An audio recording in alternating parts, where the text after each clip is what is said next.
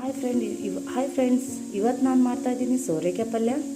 ಯಾರಿಗೆ ಸೋರೆಕಾಯಿ ಪಲ್ಯ ಇಷ್ಟ ಇಲ್ಲೋನು ಅವರು ಸಹ ಈ ಪಲ್ಯ ತಿಂತೀರಾ. ಅಷ್ಟು ರುಚಿಯಾಗಿರುತ್ತೆ ಈ ಪಲ್ಯ ತಿನ್ನೋಕ್ಕೆ.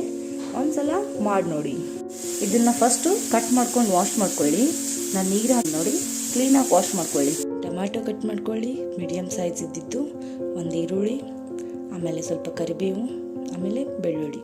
ಬಾಣಲೆ ಬಿಸಿ ಆದಮೇಲೆ ಸ್ವಲ್ಪ ಸಾಸಿವೆ ಎಣ್ಣೆ ಹಾಕಿ. ಎಣ್ಣೆ ಹಾಕಾದ್ಮೇಲೆ ಬಿಸಿ ಆದಮೇಲೆ ಸ್ವಲ್ಪ ಹಾಕೊಂಡಾದ್ಮೇಲೆ ಈ ಥರ ಆದಮೇಲೆ ಬೆಳ್ಳುಳ್ಳಿ ಹಾಕೊಳ್ಳಿ. ನಿಧಾನ ಮಾಡಿ ಫ್ರೆಂಡ್ಸ್, ಎಣ್ಣೆ ಸಿಡಿಯುತ್ತೆ. ಅದಾದಮೇಲೆ ಕರಿಬೇವಿನ ಸೊಪ್ಪು, ಅದಾದಮೇಲೆ ಸ್ವಲ್ಪ ಹಿಂಗೆ ಹಾಕೊಳ್ಳಿ. ಹಿಂಗೆ ಹಾಕೋದ್ರಿಂದ ಟೇಸ್ಟ್ ತುಂಬ ಚೆನ್ನಾಗಿ ಬರುತ್ತೆ. ಎಲ್ಲ ಸ್ವಲ್ಪ ಚೆನ್ನಾಗಿ ತಿಳ್ಕೊಳ್ಳಿ.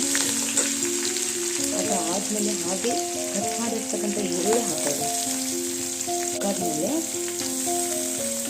ಸ್ವಲ್ಪ ಅದಕ್ಕೆ ಚೆನ್ನಾಗಿ ಫ್ರೈ ಆಗಕ್ಕೆ ಹಾಗೆ ಸ್ವಲ್ಪ ಉಪ್ಪು ಸೇರಿಸ್ಕೊಳ್ಳಿ. ಯಾಕಂದರೆ ಉಪ್ಪು ಸೇರಿಸ್ಕೊಂಡ್ರೆ ಬೇಗ ಈರುಳ್ಳಿ ಸಾಫ್ಟ್ ಆಗಿಬಿಡುತ್ತೆ. ಫ್ರೆಂಡ್ಸ್, ಈರುಳ್ಳಿನ ಒಂದು 5 ನಿಮಿಷ 6 ನಿಮಿಷ ಫ್ರೈ ಮಾಡ್ಕೊಳ್ಳಿ. ಯಾಕಂದರೆ ನೀಟಾಗಿ ಫ್ರೈ ಆದರೆ ಪಲ್ಯ ಟೇಸ್ಟು ತುಂಬ ಚೆನ್ನಾಗಿ ಬರುತ್ತೆ. ಅದಾದಮೇಲೆ ಹಾಗೆ ಟೊಮಾಟೊ ಹಾಕೊಳ್ಳೋಣ. ಈರುಳ್ಳಿ ಈ ರೀತಿ ಆದಮೇಲೆ ಅದಕ್ಕೆ ಟೊಮೆಟೊನ ಆ್ಯಡ್ ಮಾಡ್ಕೊಳ್ಳಿ.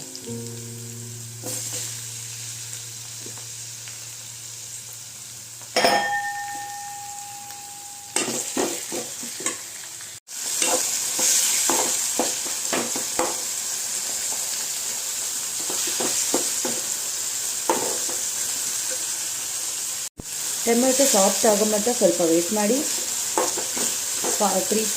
2 ನಿಮಿಷ ಅದಕ್ಕೆ ಹಾಗೆ ಸಾಫ್ಟ್ ಆಗೋಕೆ ಬಿಡಿ. ಸಾಫ್ಟ್ ಆದಮೇಲೆ ಮಸಾಲೆ ಆ್ಯಡ್ ಮಾಡ್ಕೊಳ್ಳೋಣ.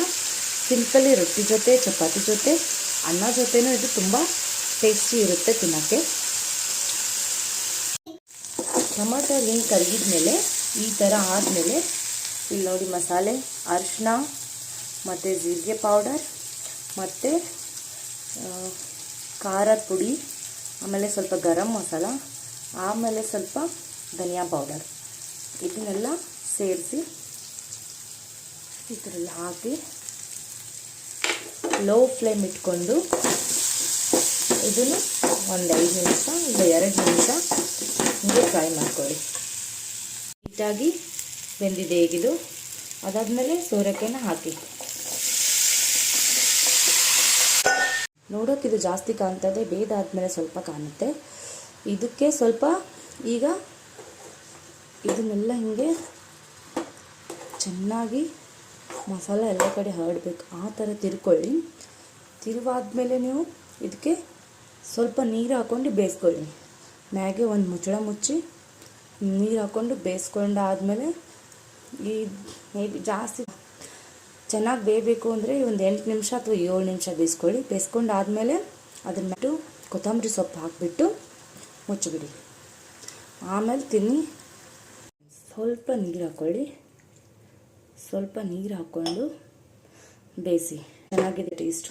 ನೋಡಿ ಫ್ರೆಂಡ್ಸ್, ಈ ಥರ ಬೆಂದಾದಮೇಲೆ ಕೊತ್ತಂಬರಿ ಸೊಪ್ಪನ್ನು ಹಾಕಬೇಕು. ಸ್ವಲ್ಪ ಇದನ್ನು ಮುಚ್ಚಳ ಮುಚ್ಚಿ ಗ್ಯಾಸ್ ಫ್ಲೇಮ್ ಆಫ್ ಮಾಡಬೇಕು. ಕೊತ್ತಂಬರಿ ಸೊಪ್ಪು ಹಾಕಿ ಸ್ವಲ್ಪ